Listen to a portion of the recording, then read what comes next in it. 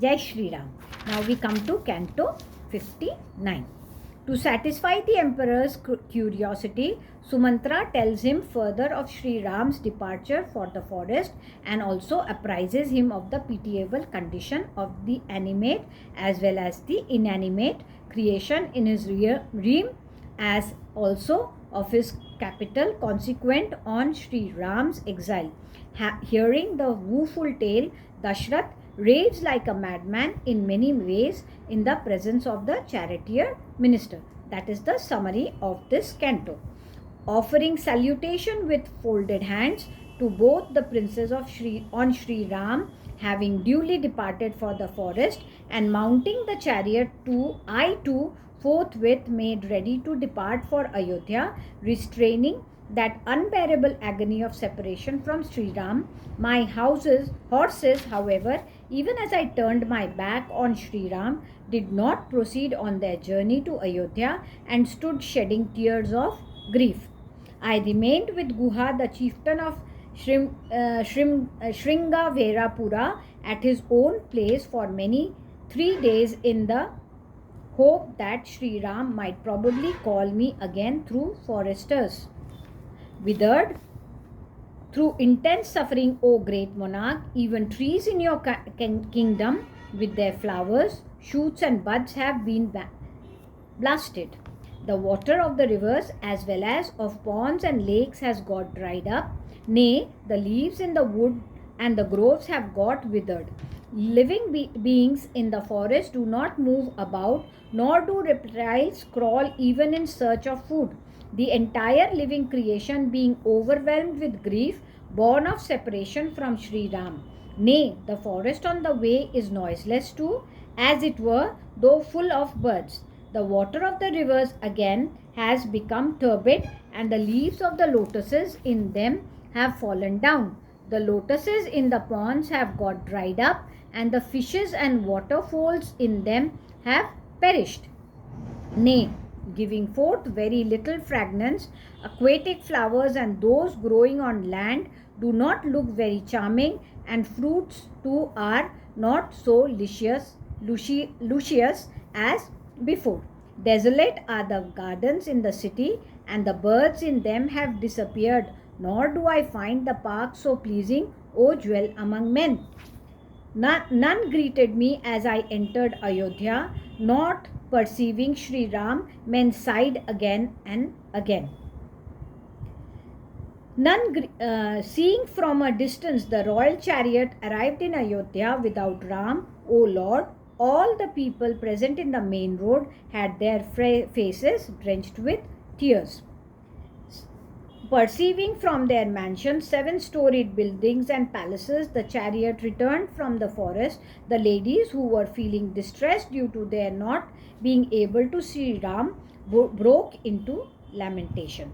The ladies who were sore afflicted due to the exile of Sri Ram mutely gazed on one another with their large eyes flooded with an upsurge of tears, their collyrium washed thereby.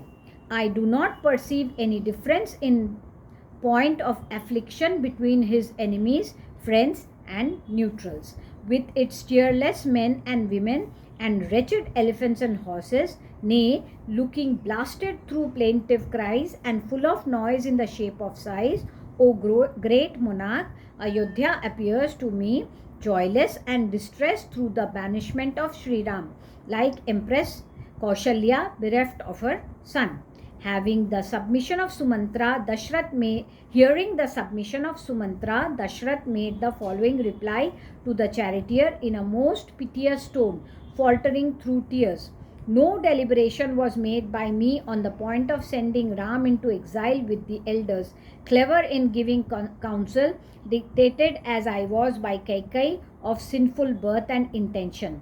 Without taking counsel with my well-wishers and ministers, including those well-versed in Vedas, was this step precipitately taken by me through excessive infatuation in order to please my wife. Oh, this great calamity has surely taken us by surprise by the will of Providence, for the destruction of this race, O charioteer. If at all, O charioteer, any good turn has been done to you by me, take you me at once to Ram, for my senses are importunately hastening me to catch a last glimpse of Ram. If my authority alone prevails even today, let alone anyone fetch Ram back to Ayodhya, for I shall not be able to survive without Ram even for an hour or so. Or maybe the mighty armed prince might have gone afar by now. In that case, helping me on to a chariot, promptly show me to Ram.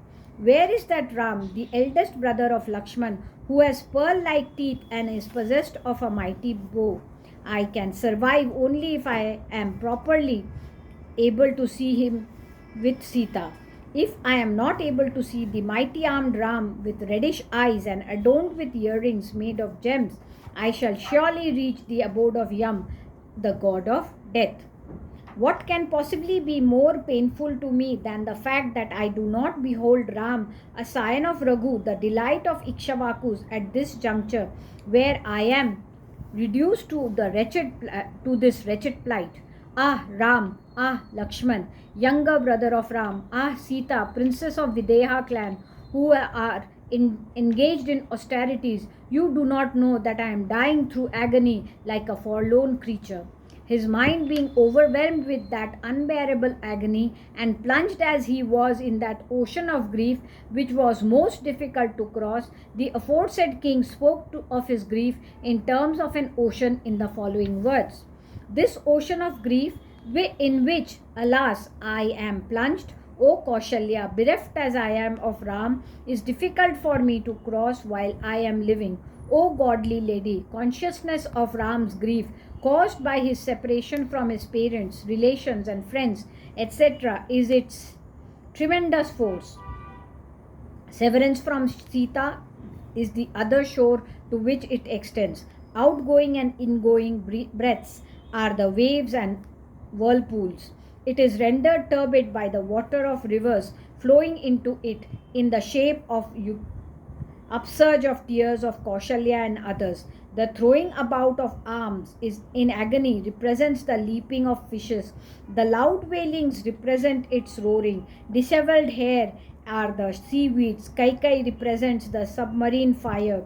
It is the source of showers in the form of welling up of my tears. The words of Manthara are so many mighty alligators infesting the waters. The couple of boons granted by me in favor of Kaikai represent its coastline, and the term of Ram's exile marks its extent.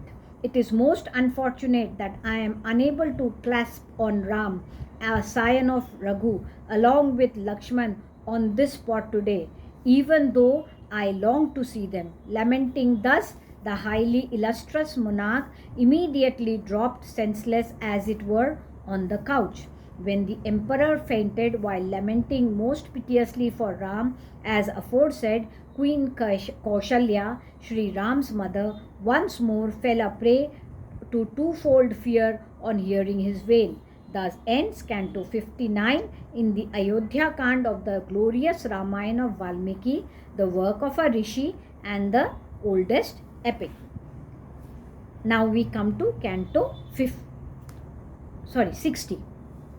Sumantra does not succeed in soothing the agony of Kaushalya, who tossed about on the floor due to excess of grief over her separation from Sri Ram, even though he consoles her by telling her that Sri Ram, being resolute and high-minded, was living in the forest free from agony. Now that is the summary. Now we begin the lesson. Trembling again and again as though possessed by a spirit, and lying on the floor as though life had departed from her, Kaushalya thereupon spoke to Sumantra as follows: Take me to the place where Ram, Sita and Lakshman happen to be, for without them I cannot bear to live even for a moment longer today. Quickly take the chariot back and convey me to the Dandak forest. In case I do not follow them, I will proceed to the abode of death. Speaking to comfort the queen, the aforesaid charioteer submitted to her with folded hands as follows in a faltering voice, choked with an upsurge of tears. Abundant grief and infatuation, as well as agitation born of sorrow. For shaking of agony, Sri Ram will take up his abode in the forest. Serving the feet of Sri Ram in the forest, Lakshman too, who knows what is right and has subdued his senses, is straightening his path to the other world thereby. Getting her abode even in a lonely forest, Sita, whose mind stands focused on Sri Ram, remains undaunted and enjoys composure as if she were in her own house. Not the faintest dejection of any kind caused by her exile is traceable in her. The daughter of Janak, the ruler of Videha kingdom, appears to me as though accustomed to staying away from home now and then. Sita finds as much delight in lonely forest as she used to do in the past whenever she visited the groves in the precincts of the city. The charming and virtuous Sita, whose countenance shone like the full moon and who was ever undepressed in spirits, surely found delight as a girl even in the lonely forest in the presence of Sri Ram. Devoid of Sri Ram, however, Ayodhya too would be no better than a forest to Sita, whose heart is intent on him and whose life is dependent on him.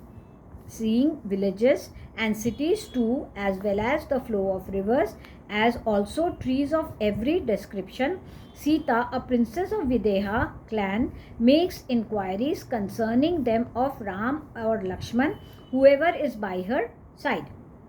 Finding Sri Ram or Lakshman beside her, the daughter of Janak feels that she is, as it were, on a visit to a pleasure garden only a couple of miles from Ayodhya. I remember only this much pertaining to Sita. The remark uttered by her only in an unguarded moment concerning Kaikai does not strike me just at present. Skipping over that reference that had escaped from his lips through inadvertence, the charioteer spoke the following agreeable words that brought delight to the queen.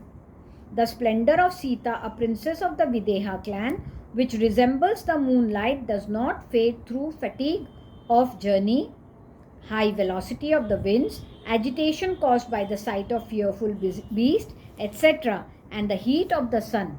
The well-known face of sweet-speaking Sita, a princess of the Videha kingdom, which resembles a lotus and whose effulgence was with that of the full moon, never fades.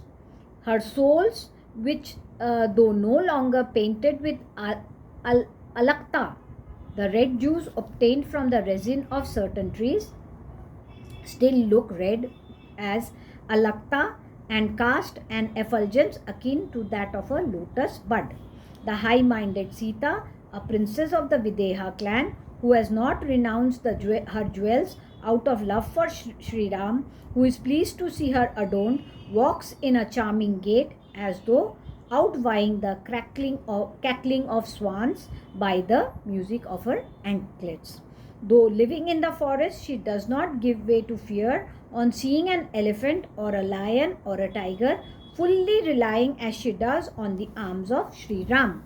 Neither they nor your own self nor the king deserves to be pitied. The story of Sri Ram will abide in the world forever.